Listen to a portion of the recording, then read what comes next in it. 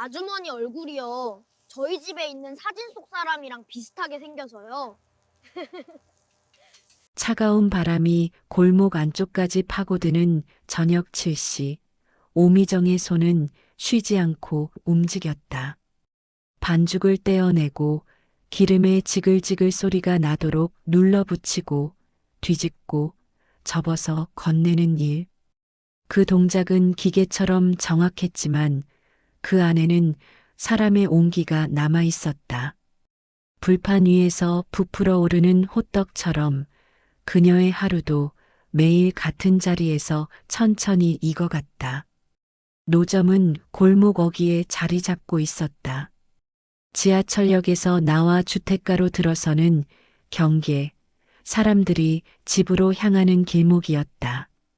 퇴근길 직장인들은 발걸음을 멈추지 않고 지나쳤지만 학원 끝난 아이들과 장 보고 돌아오는 어르신들은 종종 멈춰섰다. 그들은 호떡 냄새에 이끌려왔다기보다는 이 골목을 지나는 마지막 순간에 무언가 따뜻한 것을 손에 쥐고 싶어 하는 사람들이었다. 미정은 주문을 받을 때마다 고개를 끄덕였지만 말은 많지 않았다. 손님이 맛있어요라고 말해도 짧게 웃기만 했고 추운데 힘드시겠어요라는 말에는 괜찮습니다라고만 답했다. 그녀의 표정은 무겁지도 가볍지도 않았다. 그저 담담했다. 하루를 견디는 사람의 얼굴이었다. 불판 옆에는 작은 손수레가 놓여 있었다. 그 위에는 밀가루 봉지, 설탕통, 기름병, 그리고 낡은 보온병 하나가 가지런히 정리되어 있었다. 보온병 안에는 식은 보리차가 담겨 있었다. 미정은 손님이 끊긴 틈을 타 한 모금씩 마셨다. 차가운 공기 속에서 따뜻한 것은 호떡뿐이었고 그마저도 손님의 손으로 넘어가면 그녀에게 남는 것은 기름 냄새와 연기뿐이었다. 저녁 8시가 넘어서면 손님의 수가 줄어들었다. 그럴 때면 미정은 불판의 온도를 낮추고 팔을 쭉 펴서 허리를 한번 폈다. 어깨와 목덜미가 뻐근했지만 표정은 변하지 않았다. 통증은 익숙한 것이었다. 그녀는 손을 호흡으로 녹인 뒤 다시 반죽을 만졌다. 밤 10시까지는 더 버텨야 했다. 그래야 목표 매출에 닿을 수 있었다. 미정이 이 자리에서 호떡을 판 지는 3년째였다. 남편이 세상을 떠나고 병원비와 장례비로 빚을 떠안은 뒤부터였다. 처음에는 식당 주방에서 설거지를 했다. 하지만 밤늦게까지 일하면 집에 혼자 계신 시어머니를 돌볼 수 없었다. 그래서 선택한 것이 노점이었다. 시간은 스스로 정할 수 있었고 장소도 집에서 멀지 않았다. 무엇보다 누군가의 눈치를 보지 않아도 됐다. 하지만 노점은 쉬운 일이 아니었다. 겨울에는 손이 얼어서 반죽을 치대기 힘들었고 여름에는 불판 앞에 서 있는 것만으로도 땀이 줄줄 흘렀다. 비가 오면 장사를 접어야 했고 구청 단속반이 지나가면 재빨리 손수레를 밀고 피해야 했다. 그럴 때마다 미정은 생각했다. 언제까지 이렇게 살아야 하나. 하지만 그 생각을 오래 붙잡지는 않았다. 생각해봤자 답은 없었다. 그날 밤도 평소와 다르지 않았다.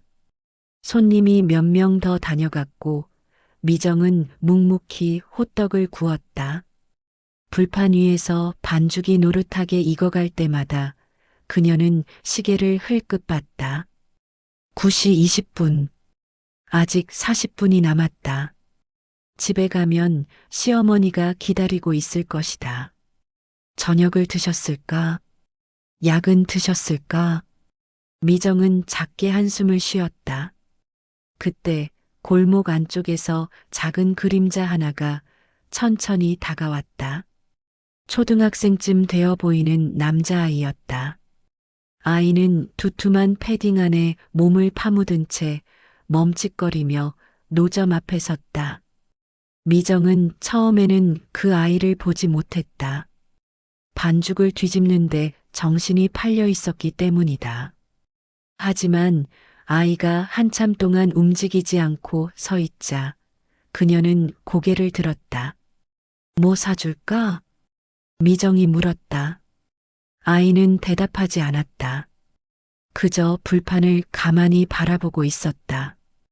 표정은 읽기 어려웠다. 슬퍼 보이지도 밝아 보이지도 않았다. 그저 멍하니 서 있을 뿐이었다. 미정은 아이가 돈이 없는 건지 아니면 혼자 나와서 무서운 건지 알 수 없었다. 그녀는 다시 한번 물었다. 배고파?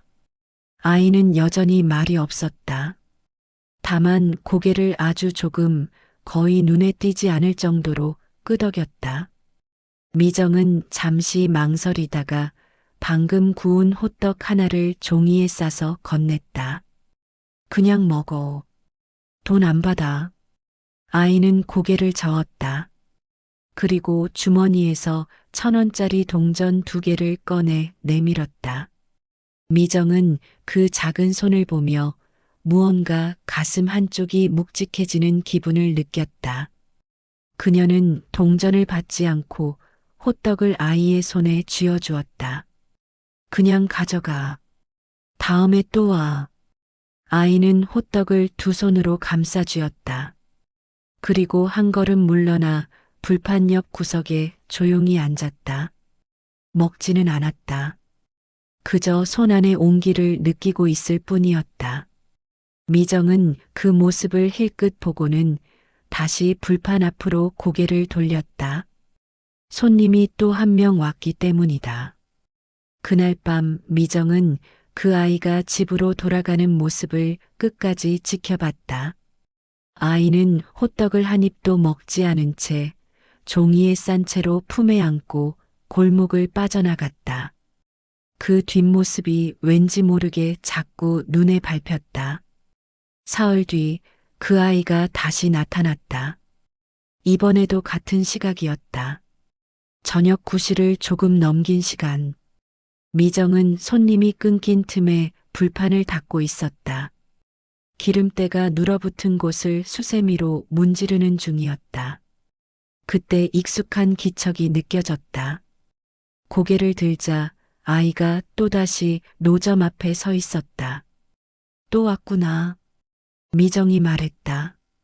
아이는 이번에도 아무 대답 없이 가만히 서 있었다. 손에는 아무것도 들고 있지 않았다. 전처럼 돈을 꺼내지도 않았다.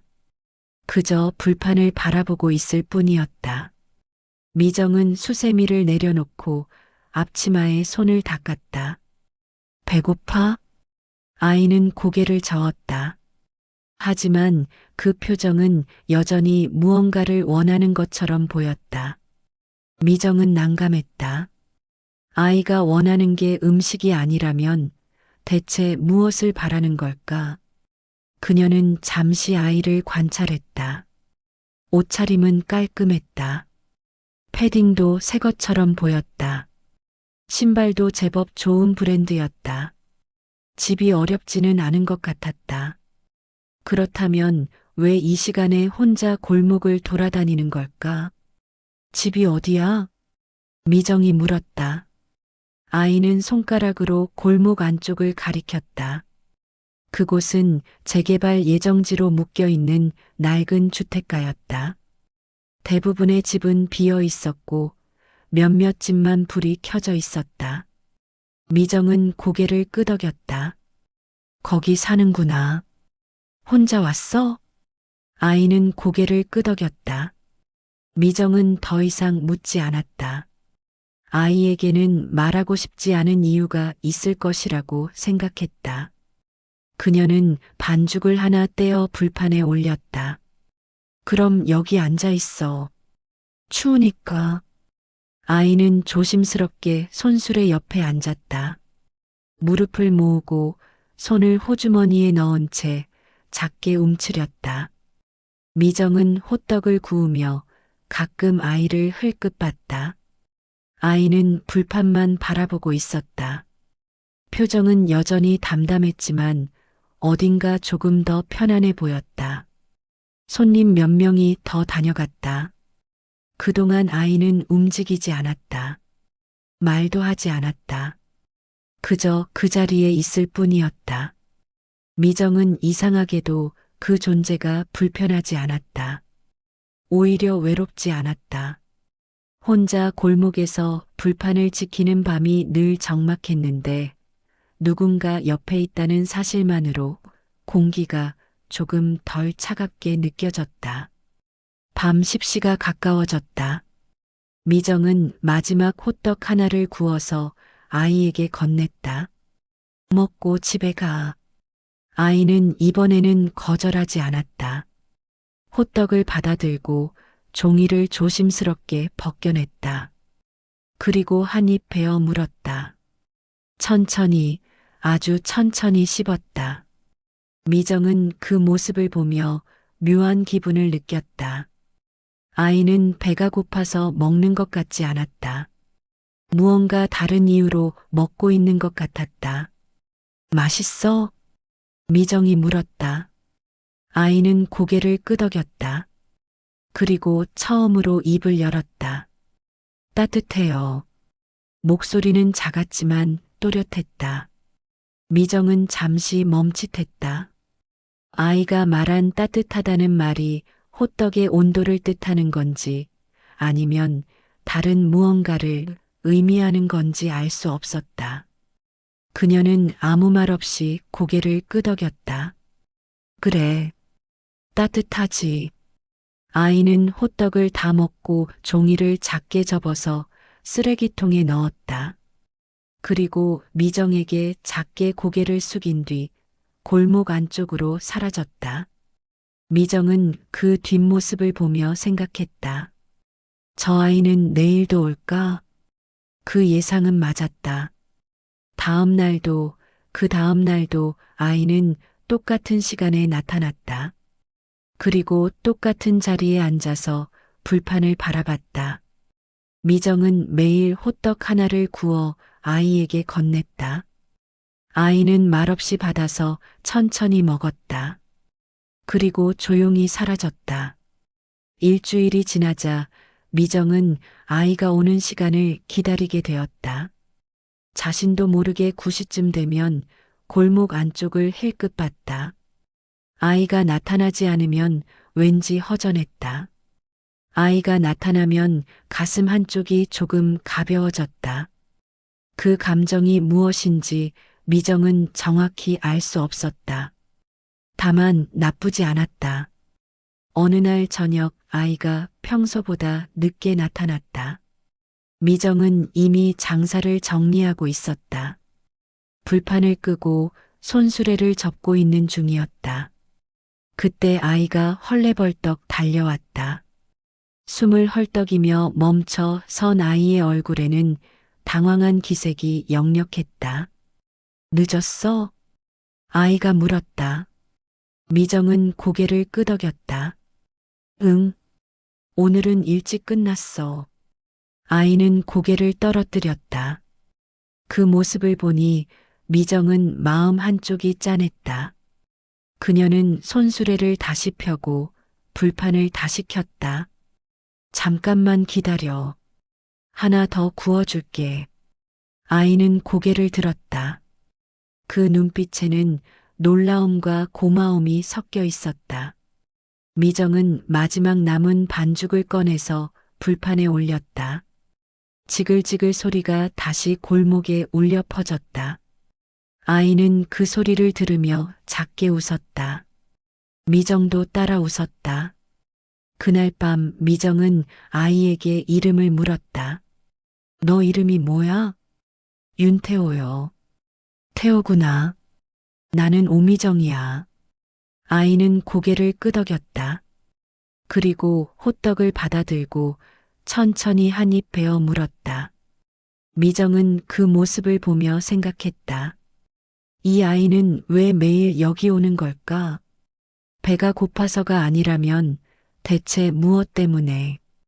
태호가 노점에 나타난 지 보름이 지났다.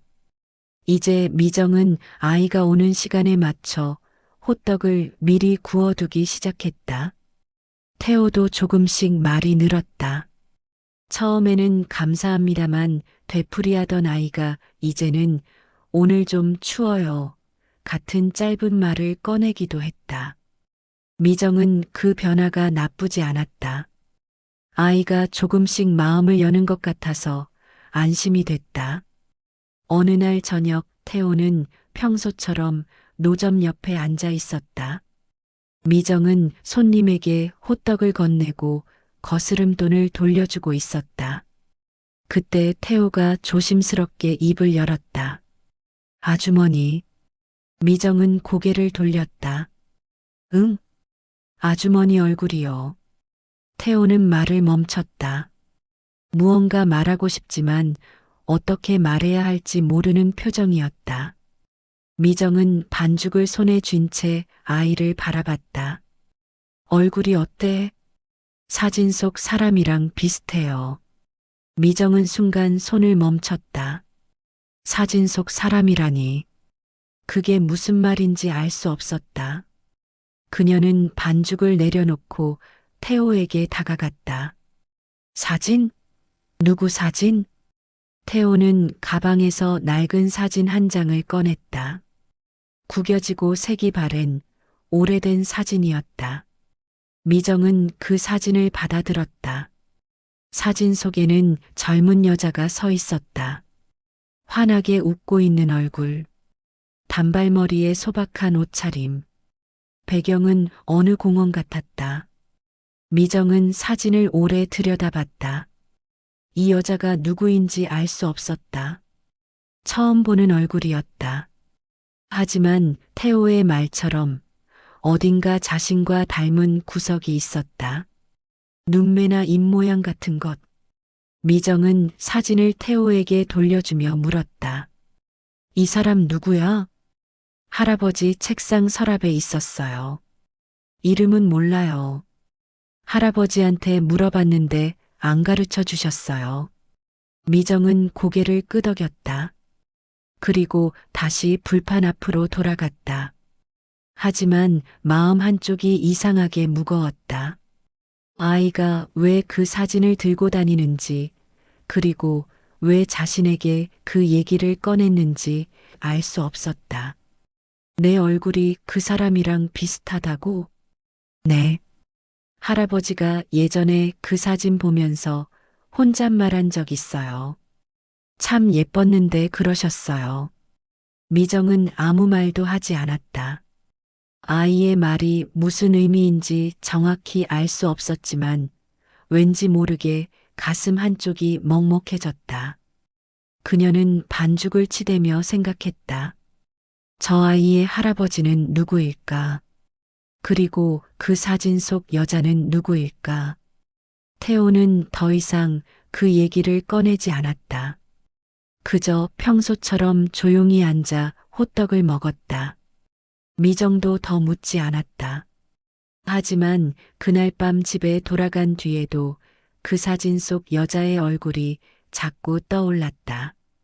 며칠 뒤 미정은 태호에게 물었다. 너 할아버지 성함이 뭐야? 윤정수요. 미정은 그 이름을 듣고 잠시 멈칫했다. 윤정수? 들어본 적 없는 이름이었다. 하지만 왠지 모르게 낯설지 않았다. 어디선가 들은 것 같기도 하고 아닌 것 같기도 했다. 그녀는 고개를 저었다. 그분이 뭐 하시는 분이야? 회사 하세요. 정수상회요.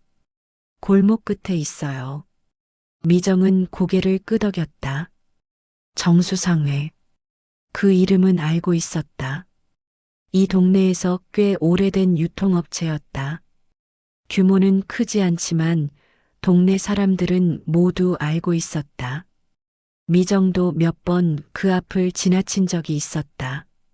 낡은 간판과 오래된 건물이 인상적이었다. 너 부모님은? 미정이 조심스럽게 물었다. 태호는 고개를 떨어뜨렸다. 엄마 아빠는 외국에 계세요. 일 때문에요.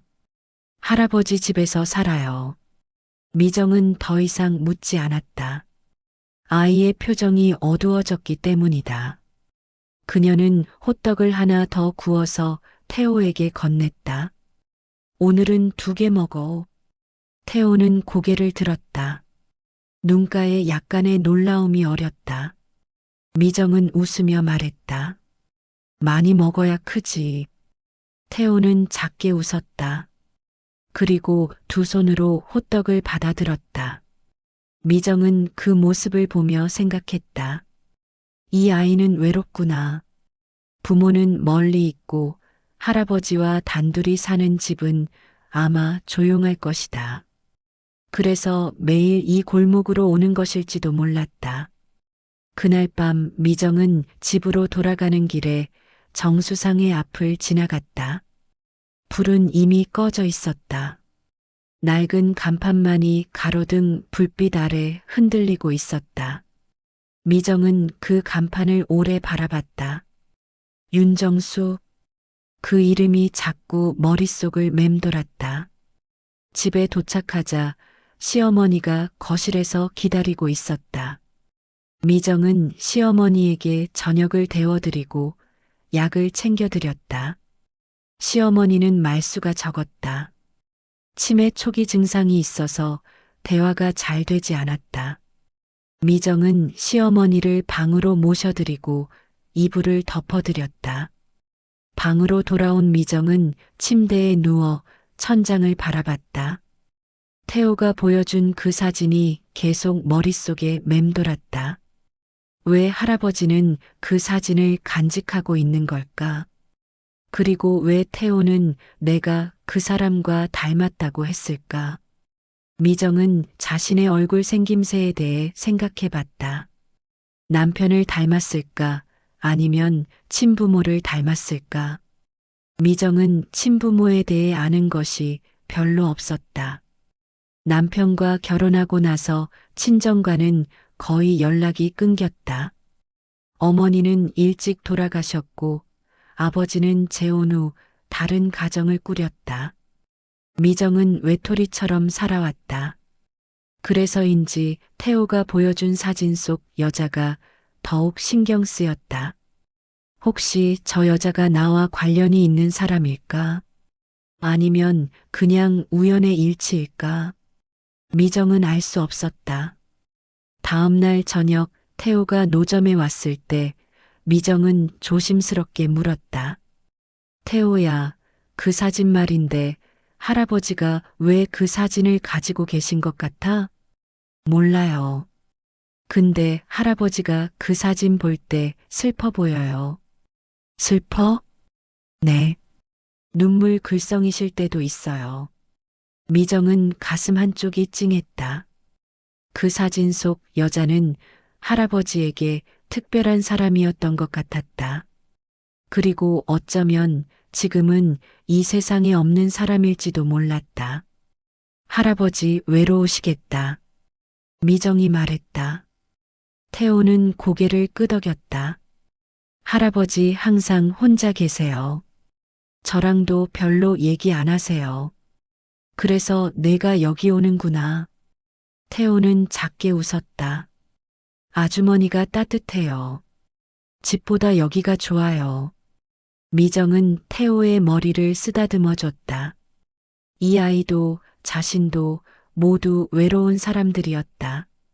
그래서 이렇게 골목 어귀에서 만나 서로를 위로하는 것인지도 몰랐다.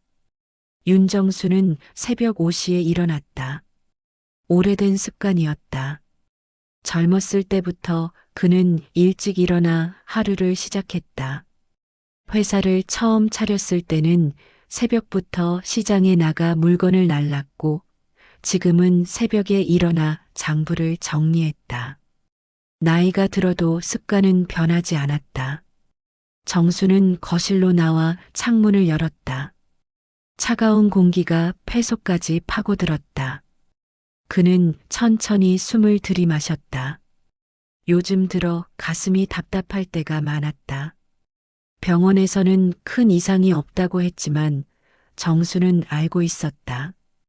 이건 몸의 문제가 아니라 마음의 문제라는 것을. 그는 서재로 들어가 책상 앞에 앉았다. 책상 위에는 서류 몇 장이 놓여 있었다. 재개발 관련 서류였다. 이 동네는 곧 철거될 예정이었다. 정수상에도 예외가 아니었다. 그는 서류를 넘기며 한숨을 쉬었다. 평생을 이곳에서 살았는데 이제는 떠나야 한다. 억울하지도 슬프지도 않았다. 그저 담담할 뿐이었다. 정수는 책상 서랍을 열었다. 그곳에는 오래된 사진 몇 장이 놓여 있었다. 그 중 하나를 꺼내 들었다. 젊은 여자가 환하게 웃고 있는 사진. 정수는 그 사진을 오래 들여다봤다. 표정이 무거워졌다. 정임이. 그는 작게 중얼거렸다. 서정임. 그 이름을 입 밖에 낸 지 얼마나 오래됐을까. 정수는 사진을 천천히 쓰다듬었다. 사진 가장자리는 손때로 달아 있었다. 그만큼 자주 꺼내본 것이었다. 정수와 정임은 젊은 시절 서로 좋아하는 사이였다. 하지만 결혼까지 가지는 못했다. 정수의 집안이 반대했기 때문이다. 정임의 집안은 가난했고 정수의 부모는 그녀를 마음에 들어 하지 않았다. 정수는 부모의 뜻을 거스르지 못했다. 결국 둘은 헤어졌다. 그리고 다시는 만나지 못했다. 세월이 흘렀다. 정수는 부모가 정해준 여자와 결혼했고 아들을 낳았다. 하지만 행복하지 않았다. 아내와는 정이 들지 않았고 아들과는 자주 다퉜다. 결국 아내는 아들이 대학에 들어간 뒤 세상을 떠났다. 아들은 외국으로 나갔고 정수는 혼자 남았다.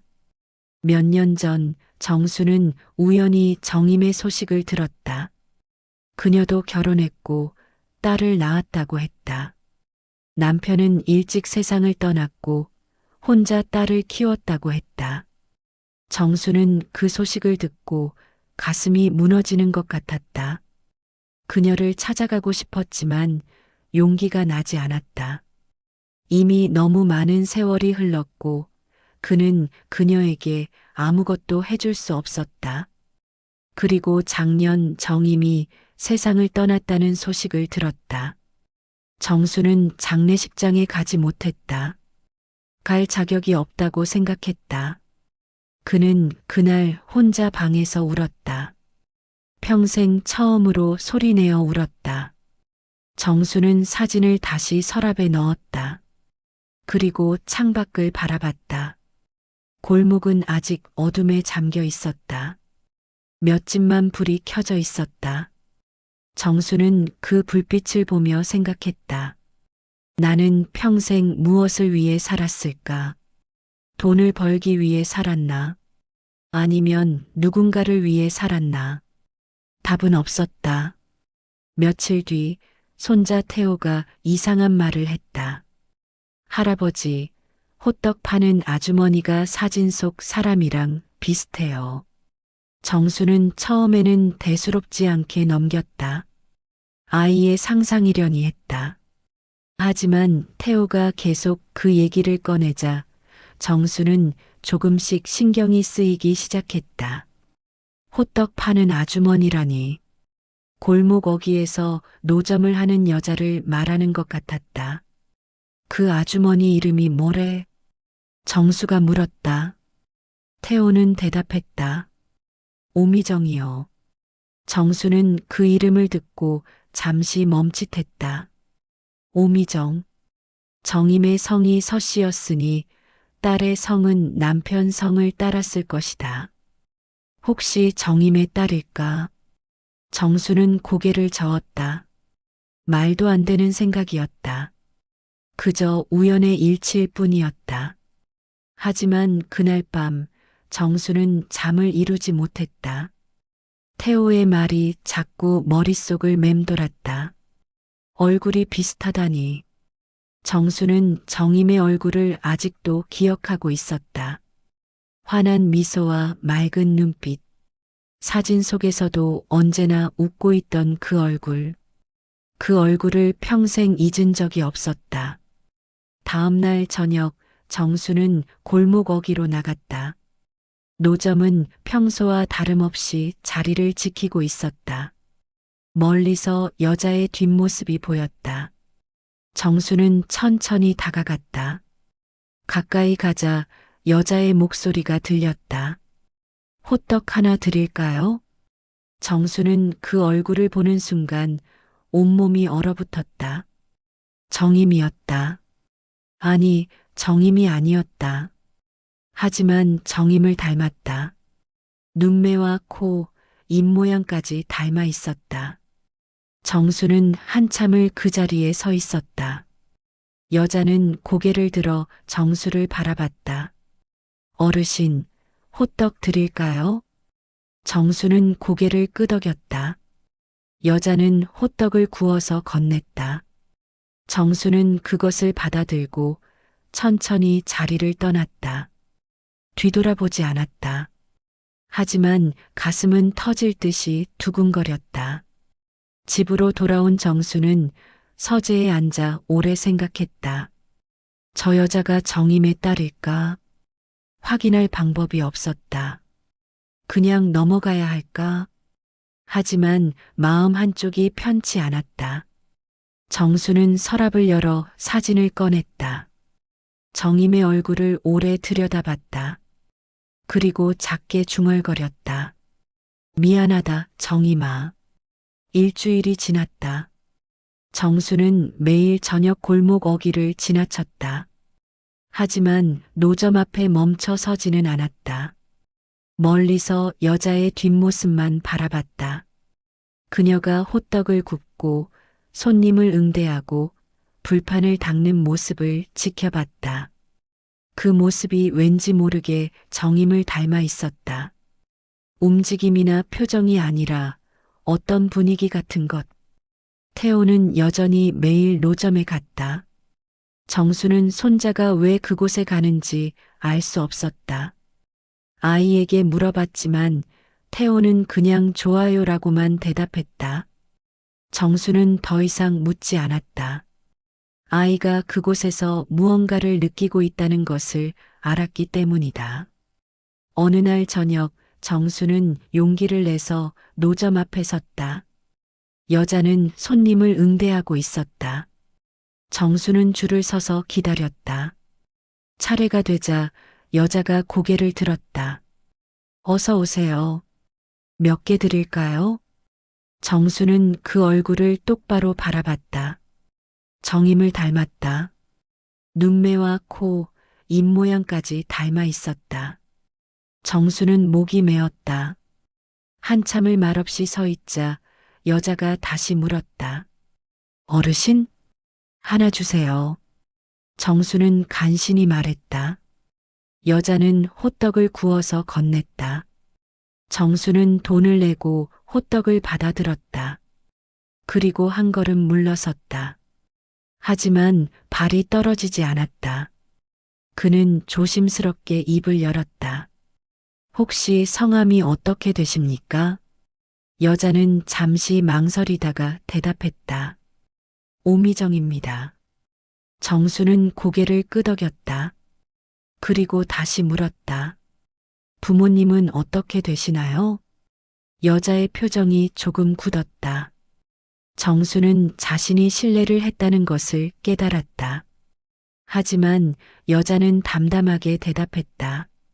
아버지는 일찍 돌아가셨고 어머니도 작년에 돌아가셨어요. 정수는 그 말을 듣고 가슴이 철렁 내려앉았다. 어머니도 작년에. 혹시 어머니 성함이. 정수는 말을 멈췄다. 더 이상 물을 수 없었다. 너무 깊이 들어가는 것 같았다. 하지만 여자가 먼저 말했다.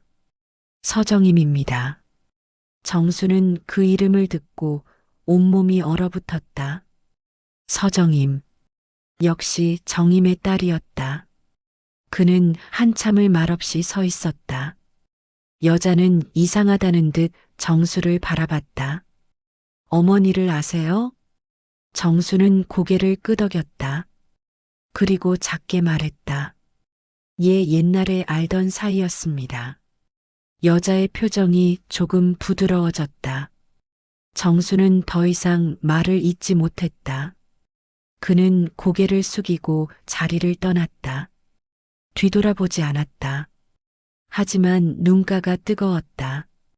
집으로 돌아온 정수는 서재에 앉아 오래 울었다. 정임의 딸을 만났다. 그것만으로도 가슴이 터질 듯 아팠다. 정임이 세상을 떠난 뒤 혼자 남겨진 딸. 그 딸이 지금 골목에서 호떡을 팔고 있었다. 정수는 자신이 너무 늦었다는 것을 깨달았다. 다음 날 정수는 동네 이장을 찾아갔다. 이장은 이 동네에서 오래 산 사람이었고 주민들의 사정을 잘 알고 있었다. 정수는 조심스럽게 물었다. 오미정 씨라고 아십니까? 이장은 고개를 끄덕였다. 알지요. 호떡 파는 분 아닙니까? 고생 많이 하시죠. 어떤 사정이신지. 이장은 한숨을 쉬었다. 남편 잃고 혼자 시어머니 모시고 사시는데 빚도 있다고 들었습니다. 그래서 노점하시는 거지요. 시어머니께서 치매도 있으시고. 정수는 가슴이 무너지는 것 같았다. 정임의 딸이 그렇게 힘들게 살고 있다니. 그는 더 이상 묻지 않았다. 집으로 돌아와 서재에 앉아 오래 생각했다. 무엇을 해야 할까? 어떻게 도와야 할까? 그날 밤 정수는 재개발 서류를 다시 꺼냈다. 서류 속에는 철거 예정 목록이 적혀 있었다. 그 중에는 미정의 노점 위치도 포함되어 있었다. 재개발이 시작되면 노점은 철거될 것이었다. 미정은 생계 수단을 잃게 될 것이었다. 정수는 오래 고민했다. 그리고 결심했다. 이번에는 외면하지 않겠다고. 정임에게 했던 것처럼 비겁하게 도망가지 않겠다고. 그는 전화기를 들었다. 재개발 담당자에게 전화를 걸었다. 그리고 말했다. 골목 어기 노점 철거를 보류해 주십시오. 제가 책임지겠습니다. 상대방은 난색을 표했다. 하지만 정수는 물러서지 않았다. 그는 자신의 영향력을 동원했다. 이 동네에서 오래 산 사람으로서 그리고 정수상의 대표로서 가진 힘을 모두 썼다. 결국 상대방은 잠정적으로 철거를 미루기로 했다. 정수는 전화를 끊고 창밖을 바라봤다. 골목 어귀에서 희미한 불빛이 보였다. 미정의 노점이었다. 정수는 그 불빛을 오래 바라봤다. 그리고 작게 중얼거렸다. 이번에는 지켜내겠습니다. 공사 차량이 골목 입구에 나타난 것은 화요일 아침이었다. 미정은 평소처럼 오전에 재료를 준비하려고 노점 자리로 나왔다. 그런데 낯선 차량 2대가 골목 어귀를 막고 있었다. 작업복을 입은 남자 서너 명이 주변을 돌아다니며 무언가를 체크하고 있었다. 미정은 불안한 예감에 빠르게 걸음을 옮겼다. 여기 뭐 하시는 거예요? 미정이 물었다. 남자 중 한 명이 서류를 들고 다가왔다. 재개발 구역 정리 작업입니다. 이 골목 전체가 이번 주 안으로 철거 예정입니다. 그런데 왜 여기를? 노점도 포함입니다. 오늘까지 정리해 주셔야 합니다. 미정은 머릿속이 하얘졌다. 재개발 이야기는 들었지만 이렇게 갑작스러울 줄은 몰랐다. 구청에서 통지서를 보냈다고 했지만 미정은 받은 기억이 없었다. 아니, 어쩌면 받았는데 정신없이 지나치며 놓쳤을지도 몰랐다. 오늘까지요? 그럼 내일부터는 어디서? 그건 저희가 관여할 사항이 아닙니다. 구청에 문의하세요. 남자는 무심하게 대답하고 돌아섰다. 미정은 그 자리에 멍하니 서 있었다. 3년 동안 지켜온 자리. 비가 오나 눈이 오나 매일 섰던 이곳. 하루아침에 사라지는 것이었다. 미정은 떨리는 손으로 휴대폰을 꺼내 구청에 전화했다. 담당자는 이미 2달 전에 통지했다고 했다. 유예 기간은 끝났고 더 이상 연장은 불가능하다고 했다. 미정은 사정을 설명했지만 소용없었다.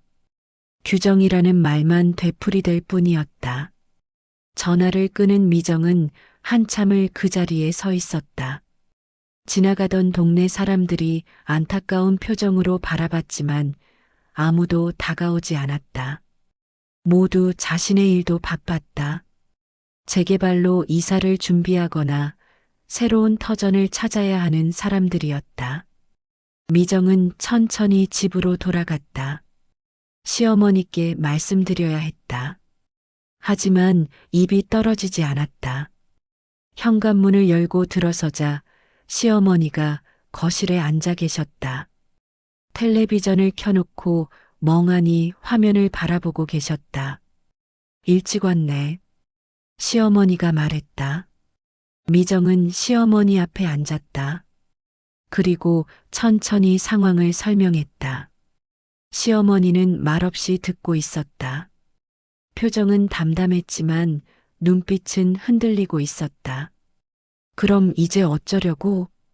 다른 자리를 알아봐야죠. 아니면 다른 일을. 미정의 목소리가 떨렸다.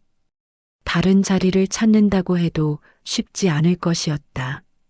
노점 자리는 유동 인구가 많은 곳이어야 하는데 그런 곳은 이미 다른 상인들이 차지하고 있었다. 설령 자리를 찾는다 해도 구청 허가가 필요했고 그 과정은 복잡하고 오래 걸렸다. 시어머니는 한숨을 쉬었다. 내가 짐이구나. 어머니, 그게 무슨 말씀이세요? 내가 건강했으면 내가 이렇게 고생하지 않았을 텐데. 미정은 시어머니의 손을 잡았다.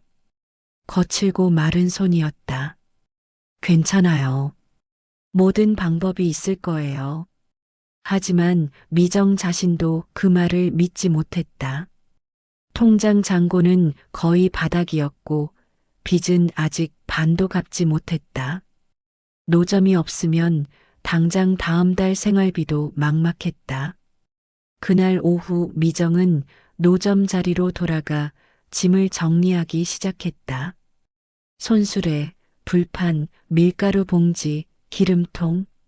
하나하나 챙기는 손길이 느렸다. 3년 동안 함께했던 물건들이었다. 손때가 묻고 흠집이 나고 낡았지만 정이 들었다. 짐을 정리하는 동안 몇몇 단골 손님들이 지나갔다. 그들은 놀란 표정으로 미정에게 다가왔다. 어머, 이제 안 하세요? 재개발 때문에 그만둬야 해요. 어쩌면 좋아요. 맨날 여기서 사 먹었는데. 다른 데서 하실 거예요? 미정은 고개를 저었다. 확실한 건 아무것도 없었다. 손님들은 안타까워하며 떠났다. 미정은 다시 짐을 정리했다. 오후 내내 그 일만 했지만 진도가 나가지 않았다. 자꾸 손이 멈췄다. 해질 무렵 태호가 나타났다. 아이는 평소처럼 노점이 있어야 할 자리를 찾았다. 하지만 그곳에는 아무것도 없었다. 불판도 손수레도 호떡 냄새도 없었다. 태호는 당황한 표정으로 주변을 둘러봤다. 태호야. 미정이 골목 안쪽에서 불렀다. 태호는 미정을 보고 달려왔다. 미정은 정리된 집 옆에 앉아 있었다.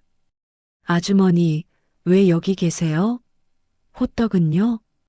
태호야, 미안해. 이제 여기서 못 팔게 됐어.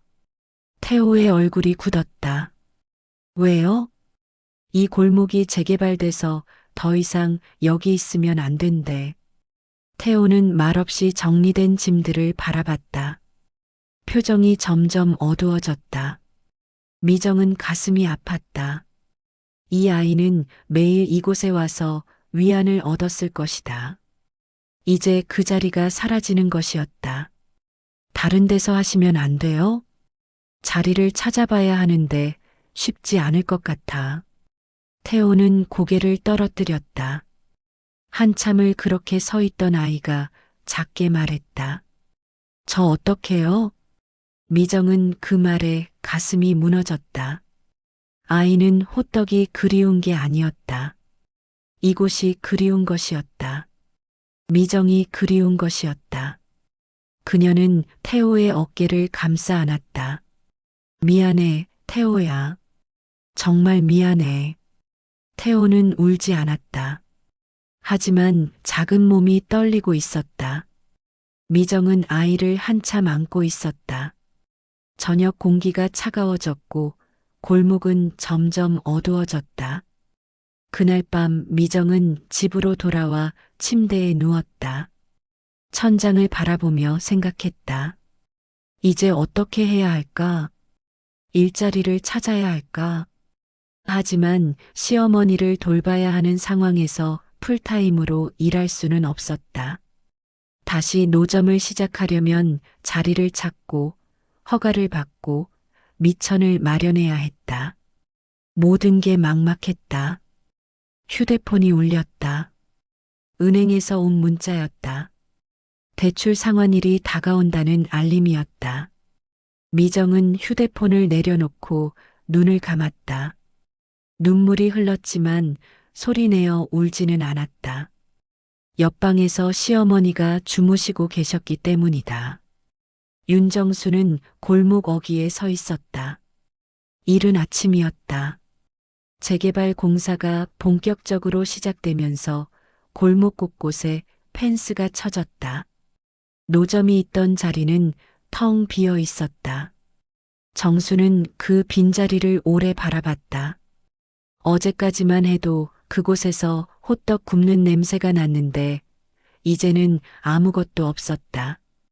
정수는 주머니에서 사진 한 장을 꺼냈다. 정임의 사진이었다. 오래 들여다보던 그 얼굴.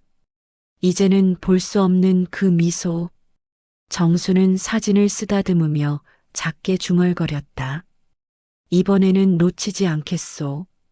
그는 사진을 다시 주머니에 넣고 휴대폰을 꺼냈다.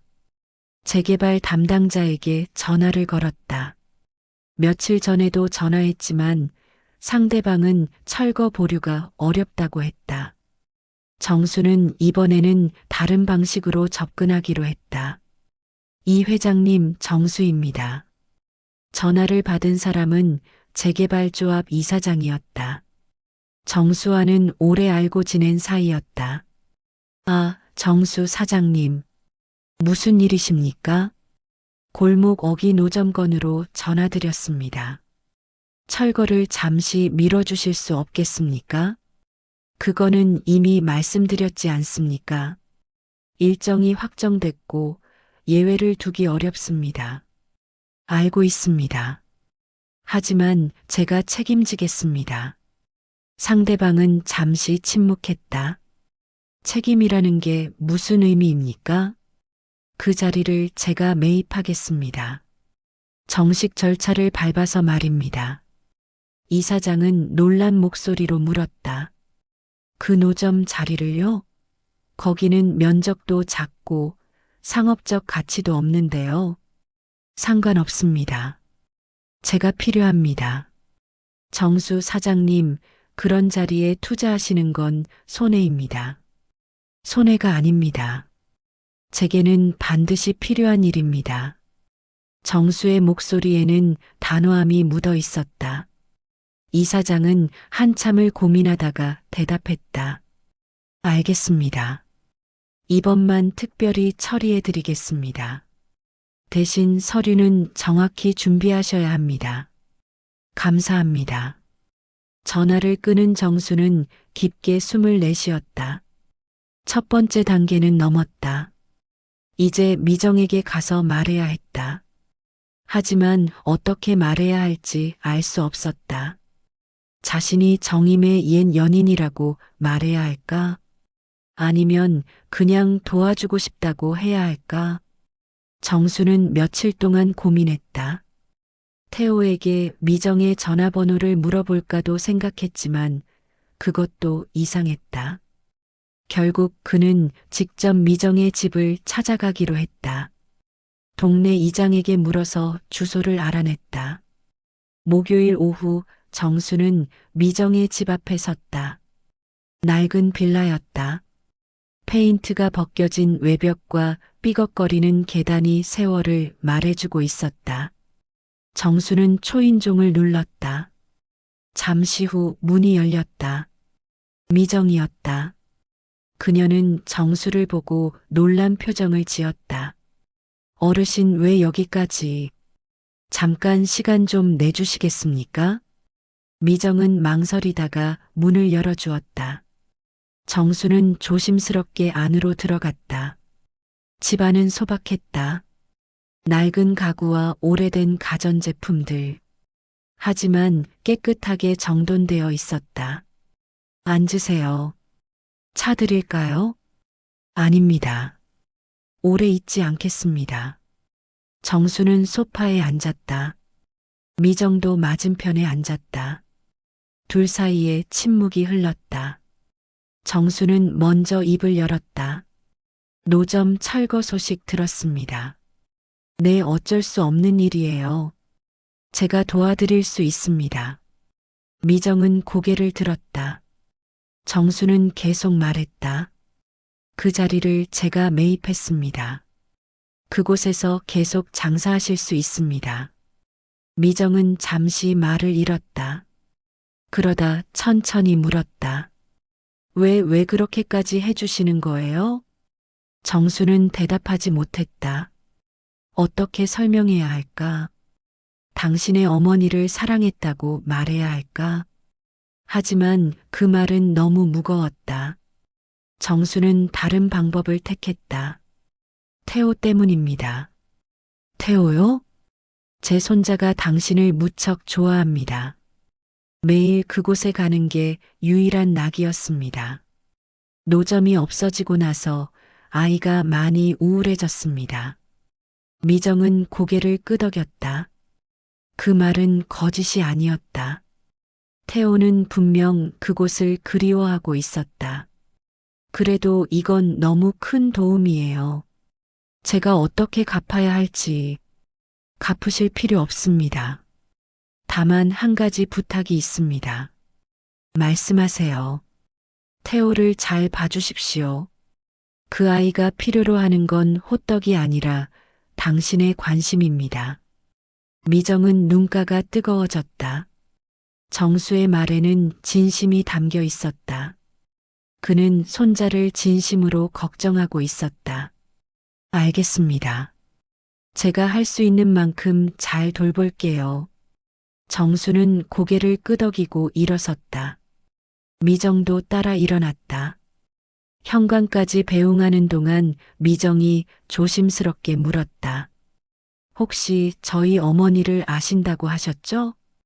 정수는 발걸음을 멈췄다. 네. 어떤 사이셨어요? 정수는 한참을 침묵했다. 그리고 작게 대답했다. 사랑했던 사람이었습니다. 미정은 숨을 멈췄다. 정수는 계속 말했다. 하지만 지키지 못했습니다. 제가 비겁했습니다. 부모님 뜻을 거스르지 못하고 그분을 떠났습니다. 평생 후회하며 살았습니다. 어머니도 어르신을 사랑하셨을까요? 모르겠습니다. 하지만 그랬기를 바랍니다. 미정은 눈물이 흘렀다. 정수도 눈가가 붉어졌다. 당신을 보면 그분이 보입니다. 그래서 도와드리고 싶었습니다. 감사합니다. 어머니께서도 기뻐하실 거예요. 정수는 고개를 돌렸다. 미정은 그의 어깨가 떨리는 것을 봤다. 어머니 대신 제가 말씀드릴게요. 감사하다고, 그리고 괜찮다고. 정수는 그 말에 무너졌다. 오랜 세월 참았던 감정이 터져나왔다. 미정은 조용히 그의 곁에 서 있었다. 둘은 한참을 그렇게 서 있었다. 정수는 눈물을 닦고 천천히 고개를 들었다. 감사합니다. 그 말을 들으니 조금은 용서받은 것 같습니다. 미정은 작게 웃었다. 어머니는 어르신을 원망하지 않으셨을 거예요. 그저 그리워하셨을 거예요. 정수는 고개를 끄덕였다.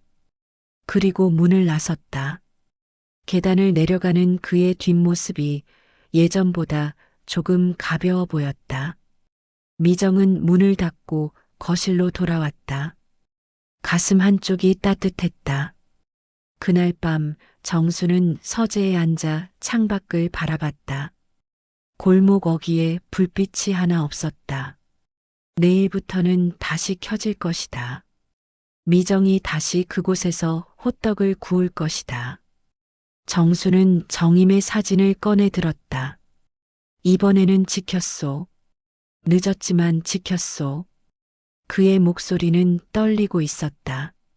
정수는 사진을 가슴에 안았다. 오래 참았던 눈물이 흘러내렸다.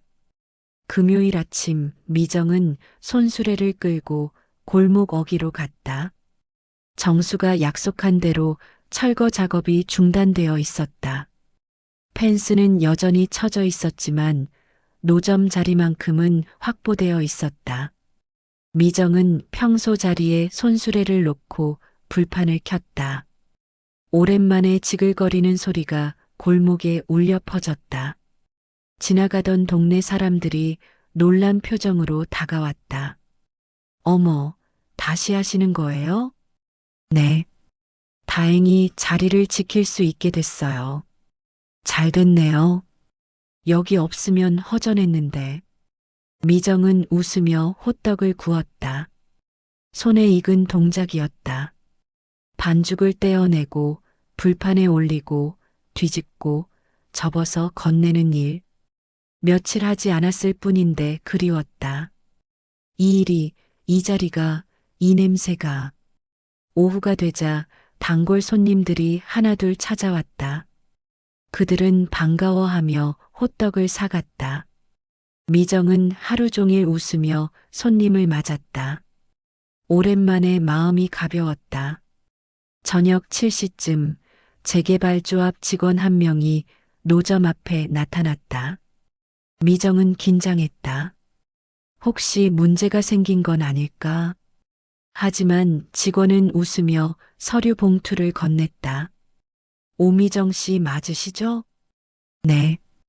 윤정수 사장님이 전달하라고 하셨습니다. 이 자리 사용에 관한 계약서입니다. 확인하시고 서명해 주세요. 미정은 봉투를 받아 열었다.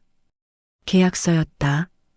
내용을 읽어보니 이 자리를 3년간 무상으로 사용할 수 있다고 적혀 있었다. 미정은 눈을 의심했다. 무상이요? 네. 윤 사장님께서 그렇게 처리하셨습니다.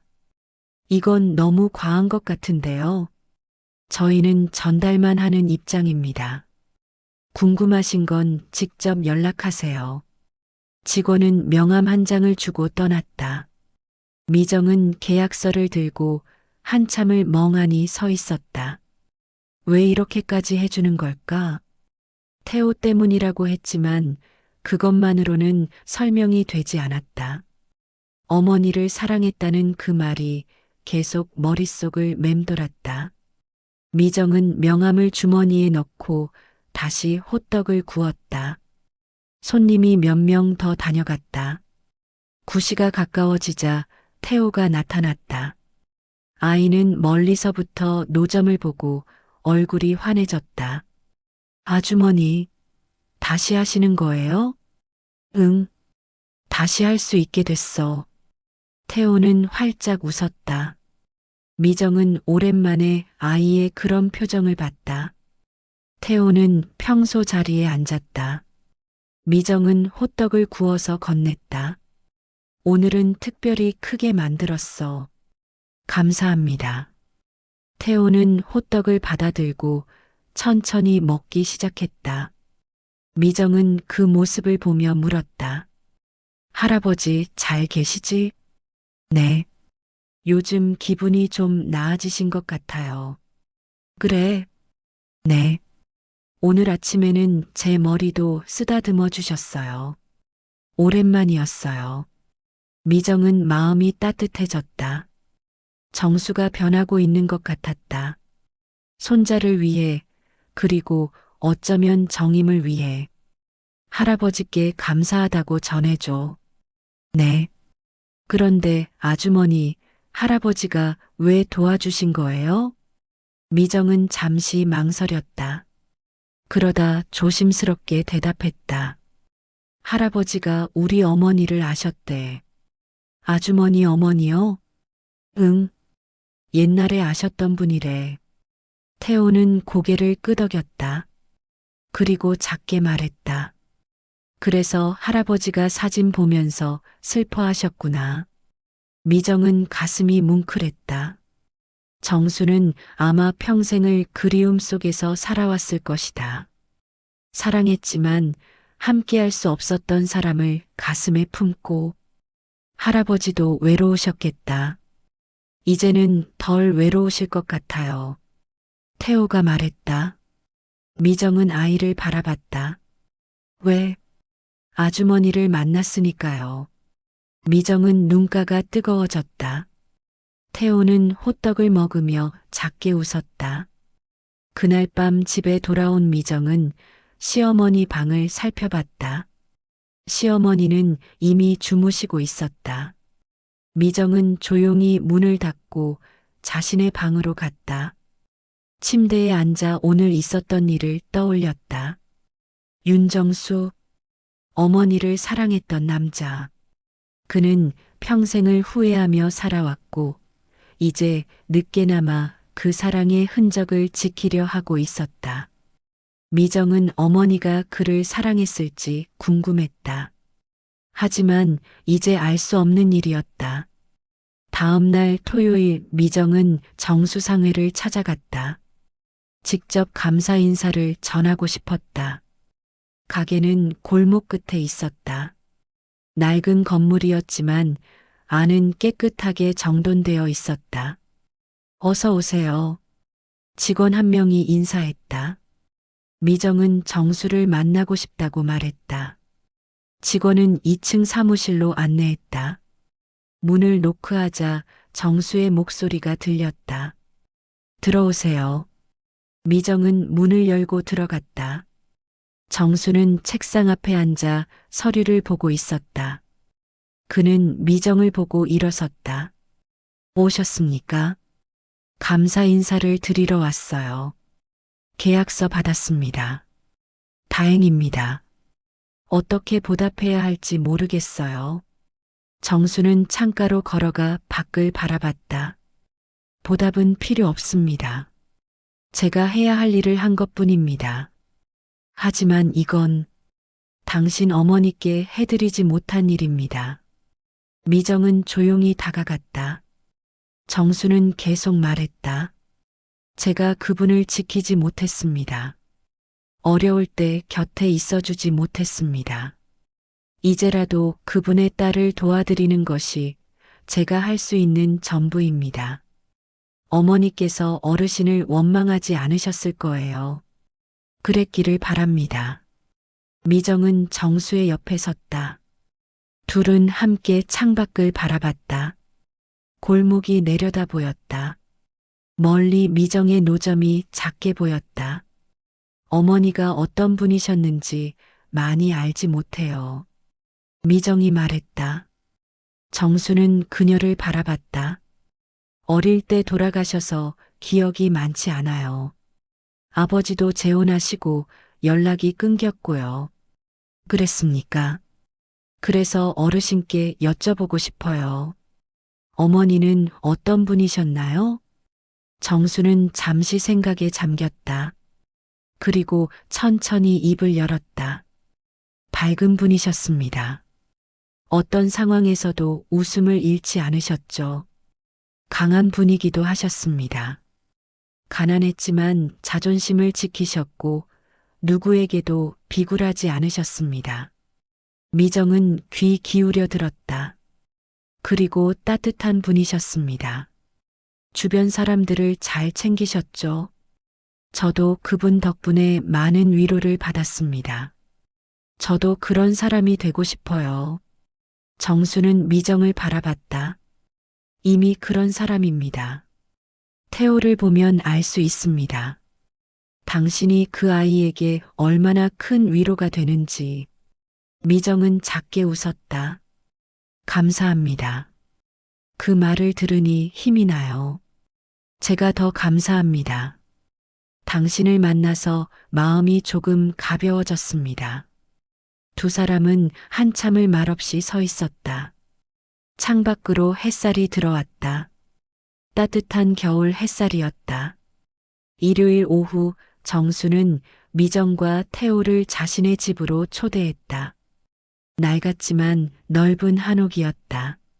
마당에는 고목 한 그루가 서 있었고 처마 밑에는 오래된 평상이 놓여 있었다.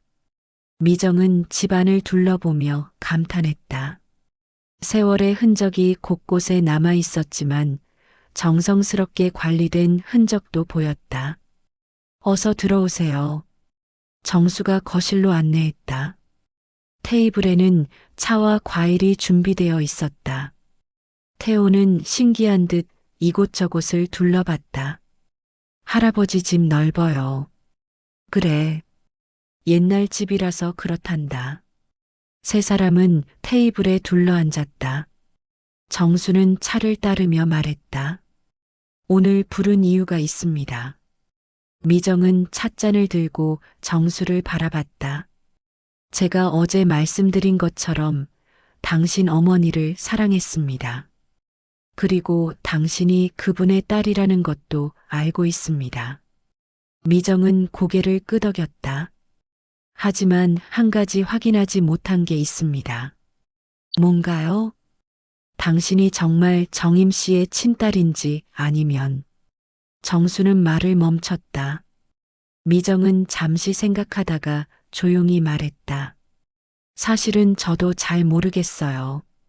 정수는 놀란 표정으로 미정을 바라봤다. 어머니가 저를 낳고 얼마 안 있어 돌아가셨어요. 제가 2살 때였대요. 그리고 아버지가 재혼하셨고 친어머니에 대한 기억이 거의 없어요. 그렇다면 어머니 이름이 서정임이라는 건 아버지한테 들었어요. 하지만 그분이 저를 낳으신 건지 아니면 아버지의 전처셨는지 확실하지 않아요. 정수는 잠시 말을 잃었다. 미정은 계속 말했다. 아버지와도 연락이 끊긴 지 오래됐고 물어볼 사람도 없어요. 그래서 제가 정말 서정임 씨의 딸인지는 확실하지 않습니다. 정수는 고개를 끄덕였다. 그리고 천천히 입을 열었다. 확인할 방법이 있습니다. DNA 검사 같은 것. 하지만 저는 그런 게 필요 없다고 생각합니다. 왜요? 진실이 중요한 게 아니라 우리가 서로를 어떻게 대하느냐가 중요하기 때문입니다. 미정은 정수의 말에 공감했다. 저도 같은 생각이에요.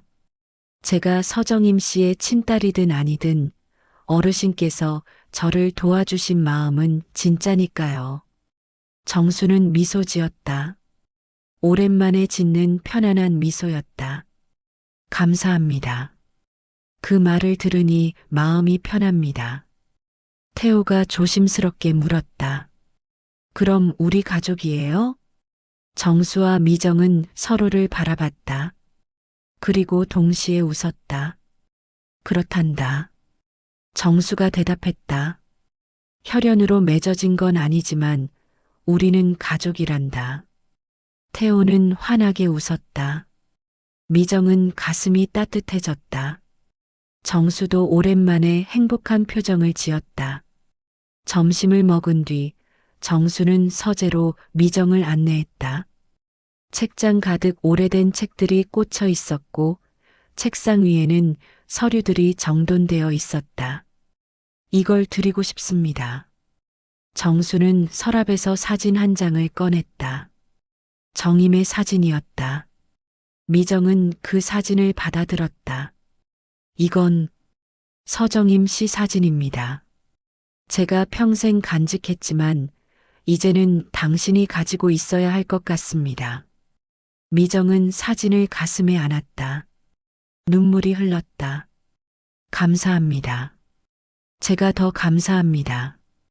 당신을 만나서 제 인생이 조금은 용서받은 것 같습니다. 두 사람은 한참을 말없이 서 있었다. 창밖으로 햇살이 들어왔다. 따뜻한 겨울 햇살이었다. 그날 저녁 미정은 집으로 돌아와 시어머니가 주무시는 것을 확인한 뒤 자신의 방으로 갔다. 정수에게 받은 사진을 책상 위에 놓고 오래 들여다봤다. 사진 속 여자는 환하게 웃고 있었다. 이분이 제 어머니일까요? 미정은 알 수 없었다. 하지만 이상하게도 마음이 편안했다. 진실이 무엇이든 이제 자신에게는 가족이 생겼다. 정수와 태호. 혈연은 아니지만 서로를 아끼는 진짜 가족. 미정은 사진을 서랍에 소중히 넣었다. 그리고 창밖을 바라봤다. 밤하늘에는 별이 가득했다. 3개월이 지났다. 봄이 왔다. 골목 어귀에는 여전히 미정의 노점이 있었다. 하지만 예전과는 조금 달랐다. 손수레 대신 작은 고정 부스가 생겼다. 정수가 마련해 준 것이었다. 부스는 작았지만 비바람을 막아주었고 안에는 간이 의자도 있었다. 미정은 매일 같은 시간에 그곳에서 호떡을 구웠다. 단골 손님들은 여전히 찾아왔고 새로운 손님들도 늘어났다. 입소문이 나면서 멀리서 찾아오는 사람들도 있었다. 태호는 여전히 매일 노점에 왔다. 학교가 끝나면 가방을 메고 달려왔다. 이제는 호떡을 먹는 것만이 아니라 미정을 도와주기도 했다. 반죽을 옮기거나 손님에게 물티슈를 건네거나 간단한 심부름을 했다. 태호야, 오늘 학교는 어땠어? 좋았어요.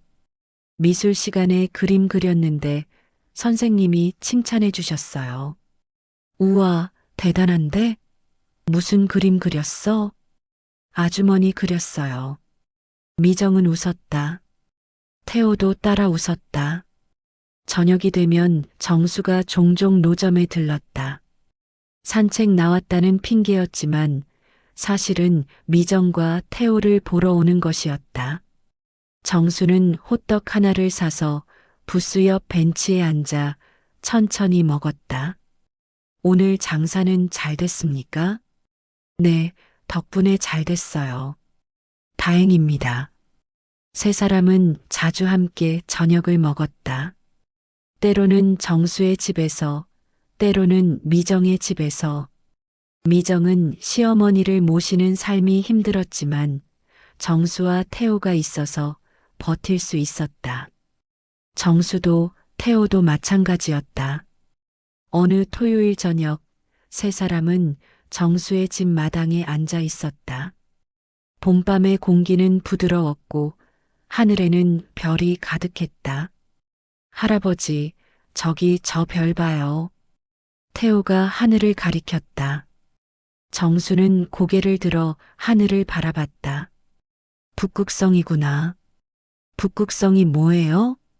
길을 잃었을 때 방향을 알려주는 별이란다. 미정이 말했다. 우리도 북극성을 찾은 것 같아요. 정수는 미정을 바라봤다. 무슨 뜻입니까? 서로를 만나서요. 길을 잃었던 우리가 서로를 통해 방향을 찾은 것 같아요. 정수는 고개를 끄덕였다. 그리고 작게 말했다. 맞습니다. 저도 그렇게 생각합니다. 태호가 두 사람의 손을 잡았다. 우리 계속 함께 있어요. 약속이에요. 그래, 약속이다. 세 사람은 손을 맞잡았다. 봄밤의 별빛 아래 새로운 가족이 완성되는 순간이었다. 다음 주 월요일 미정은 노점 앞에 작은 간판을 달았다. 정임 호떡이라고 적혀 있었다. 정수가 지어준 이름이었다. 정수는 그 간판을 보고 오래 멈춰섰다. 좋은 이름입니다. 서정임 씨가 좋아하실 것 같아요. 그럴 겁니다. 정수는 간판을 가만히 쓰다듬었다. 그리고 작게 중얼거렸다. 정임아, 우리 늦었지만 이렇게라도 함께하게 됐소. 바람이 불었다. 따뜻한 봄바람이었다. 골목 어귀에서 호떡 굽는 냄새가 퍼져나갔다. 사람들이 하나둘 모여들었다. 미정은 웃으며 호떡을 구웠다. 태호는 옆에서 도와주었다. 정수는 벤치에 앉아 그 모습을 지켜봤다. 해가 저물었다. 불판의 불빛이 골목을 밝혔다. 그 빛은 따뜻했고 희망적이었다.